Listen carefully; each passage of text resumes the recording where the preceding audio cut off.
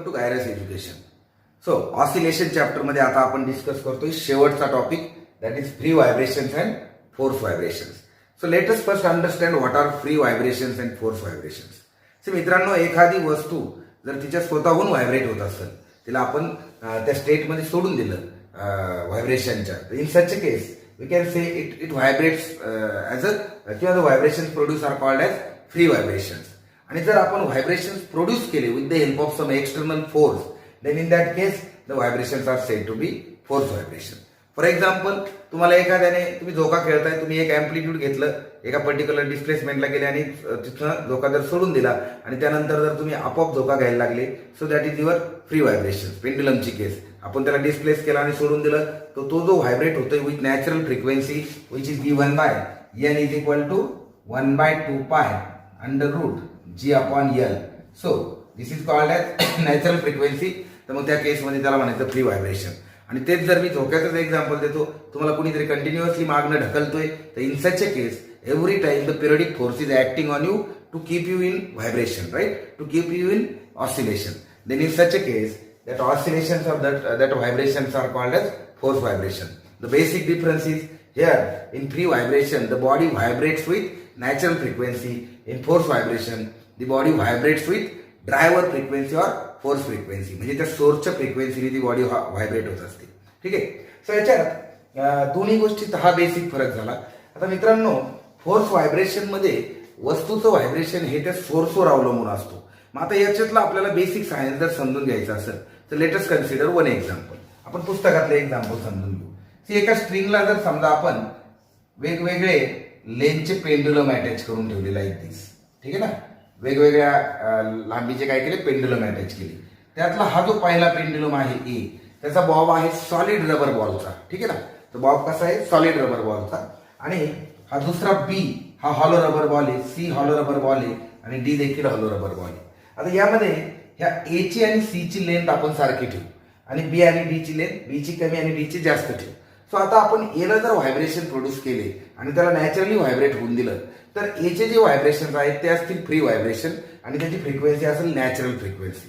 पण आता काय होईल, स्ट्रिंग मधून एनर्जी ट्रान्सफर होईल आणि ती एनर्जी ह्या बाकीच्या पेंडुलम्सला मिळतील, राईट. आणि बाकीचे पेंडुलम तुमचे फोर्स व्हायब्रेशन मध्ये जातील. म्हणजे ए मध्ये प्रोड्यूस झालेल्या व्हायब्रेशनमुळे हे व्हायब्रेट होतील. पण तुम्हाला तिघांचे व्हायब्रेशन थोडेसे वेगळे दिसतील. You will see that the amplitude of vibration of B and D are different, right. याचं कमी असेल, याचं जास्त असेल, but they are not same.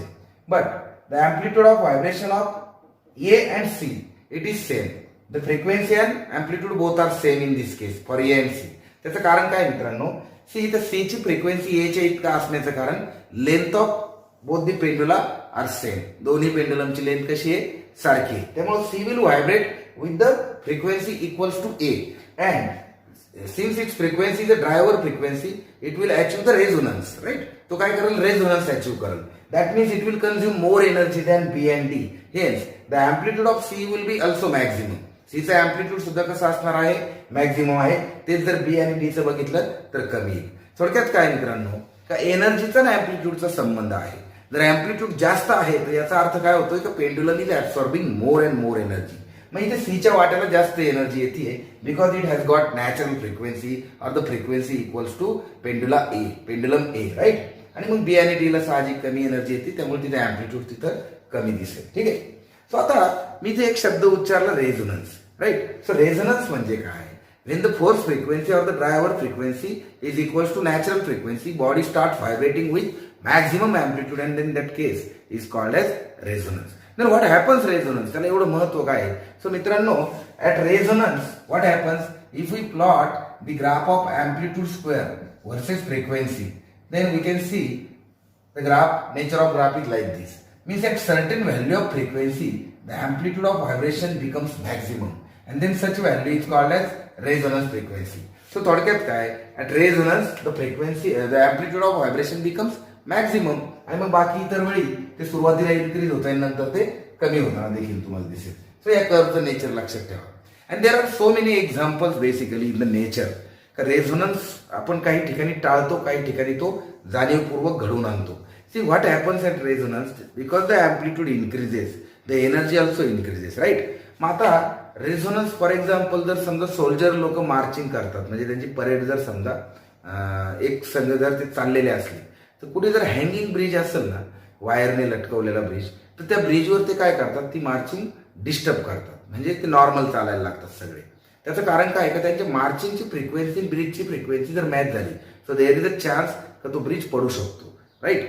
तसंच जर आपण कुठेतरी ऑडिटोरियममध्ये बसलोय एखाद्या हॉलमध्ये आणि आपण टाळ्या वाजवतोय आणि आपण वाजवत असलेल्या टाळ्यांची फ्रिक्वेन्सी त्या रूफची फ्रिक्वेन्सी त्या हॉलच्या छताची फ्रिक्वेन्सी जर सम हाऊ मॅच झाली तर त्या ठिकाणी रेझोनन्स तयार होऊन ते रूफ पडू पण शकतं. म्हणून त्या ठिकाणी आपण रेझोनन्स टाळ्या जर कमी जास्त प्रमाणात वाजल्या तर तो रेझोनन्स टाळता येईल. ठीक आहे. So these are few examples in nature about the resonance. So these are the concept given in free vibration and force vibration. So आता बोर्डाच्या पॉईंट ऑफ व्ह्यूने हा भाग आपल्याला कसा लक्षात ठेवावा लागेल किंवा काय नोट्स त्याच्यावर तुम्हाला बनवता येतील. सी तुम्हाला फ्री व्हायब्रेशनची डेफिनेशन माहिती पाहिजे. What are free vibrations, then what is natural frequency, then what are force vibration, what is force frequency or driver frequency, what is the difference between free vibration and force vibration. हे standard question board फार 2 मार्कापर्यंत तिथे विचारतात. पुढे what is resonance, रेझोनन्सची definition तुम्हाला देता येईल. Then what happens at resonance, रेझोनन्सला काय होतं exactly. So amplitude becomes maximum and all. आणि ही ऍक्टिव्हिटी समजून घ्या म्हणजे you will understand the science behind the free vibration and force vibration. So लक्षात ठेवा, to produce the force vibration what we need the external periodic force. म्हणजे तो periodically तो फोर्स ऍक्ट झाला पाहिजे. लाईक झोक्याचं उदाहरण अगदी तुम्हाला परफेक्ट लक्षात राहील का प्रत्येक वेळेस तुम्हाला कोणीतरी झोका दिला पाहिजे. मग मित्रांनो जर समजा कोणी झोका दिला नाही तरी देखील आपण हायेस्ट मॅग्निट्यूड घेतो. मग त्या केसमध्ये तुम्ही आठवा. आता ग्रामीण मुलांना आय डोंट नो शहरी मुलं झोका बघतात की नाही बघतात that is doubtful now a days. But ग्रामीण मुलं बघतात 100%. तुम्ही एक लक्षात घ्या, तुम्ही उभा राहून ज्यावेळेस झोका पुढे तुम्हाला उंच न्यायचा असतो त्यावेळेस तुम्ही खाली बसता आणि एनर्जी लावून तुम्ही उभा राहता. मग त्या केसमध्ये ॲम्प्लिट्यूड तुम्ही काय करता इन्क्रीज करतात. That is also force vibration. कारण तुम्ही या ठिकाणी एक्सटर्नल फोर्स तुमच्या मसल्सच्या माध्यमातून बॉडीच्या माध्यमातून तुम्ही प्रोड्यूस केलेलं आहे. So that is also example of force vibration. So this is about the chapter oscillation. Simple chapter आहे. स्टार्टिंग पासून जर लक्षात ठेवला तर ऑसिलेटरी मोशन काय असते, ऑसिलेटरी मोशन स्टडी करण्यासाठी तुम्हाला काय काय टर्म्स समजून घ्यावं लागतील. पिरियडिक मोशन कशाला म्हणायचं, त्यानंतर पिरियडिक मोशनमध्ये ऑसिलेटरी मोशन आणि युनिफॉर्म सर्क्युलर मोशनमध्ये काय फरक आहे, त्यानंतर लिनियर सिम्पल हार्मोनिक मोशनची डेफिनेशन, त्याचे एक्झाम्पल्स, त्याचं डिफरन्शियल इक्वेशन, त्यानंतर मोशन पॅरामीटरमध्ये डिस्प्लेसमेंट, व्हेलॉसिटी, ॲक्सलरेशन, त्यानंतर ॲम्प्लिट्यूड, तुमचं period, frequency, phase of SHM काय असतं, अँग्युलर एसएचएमचा टॉपिक आपल्याला यावर्षी दिलेला आहे. सो लिनियर सिम्पल हार्मोनिक मोशनमध्ये पेंड्युलम कशा पद्धतीने लिनियर सिम्पल हार्मोनिक मोशन करेल किंवा अँग्युलर एसएचएममध्ये बार मॅग्नेटची मोशन कशा पद्धतीने अँग्युलर सिम्पल हार्मोनिक मोशन होईल, हे सगळे कन्सेप्ट तुम्हाला या चॅप्टरमध्ये दिलेले आहेत. आपण त्यानंतर energy in simple harmonic motion is also very important part. का व्हायब्रेट होणारा पार्टिकल ज्यावेळेस मेन पोझिशनपासून एक्स्ट्रीमकडे जातोय, एक्स्ट्रीमकडनं मेनकडे येतोय, त्यावेळेस त्याच्या एनर्जीमध्ये काय चेंजेस होतात, ओव्हरऑल एनर्जी कशा प्रकारे कॉन्झर्व्ड राहते. ठीक आहे. तुम्हाला असाही प्रश्न विचारला जाऊ शकतो. इम्पॉर्टंट क्वेश्चन आहे, कदाचित माझ्याकडून राहिला असेल एनर्जीमध्ये, का energy in simple harmonic motion is conserved. Energy कशी राहते सिम्पल हार्मोनिक मोशनमध्ये, कॉन्झर्व्ड राहते. Like when you are at mean position, your whatever energy is there, that is due to the kinetic energy. When you are at extreme position, whatever energy is there in body, that is due to potential energy. And when you are in between the mean and extreme position, the energy is due to the sum of kinetic and potential energy. तुम्हाला तिन्ही ठिकाणी लक्षात येईल का एनर्जीचा जो final formula आहे तो सारखाच आहे. आणि मग त्यावरून तुम्ही असं सिद्ध करू शकता की energy in simple harmonic motion remains constant.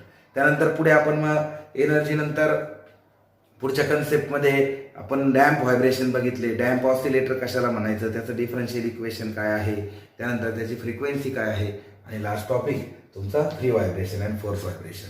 मग या दरम्यान आपण 2 सिम्पल हार्मोनिक मोशनचे कंपोजिशन शिकलो.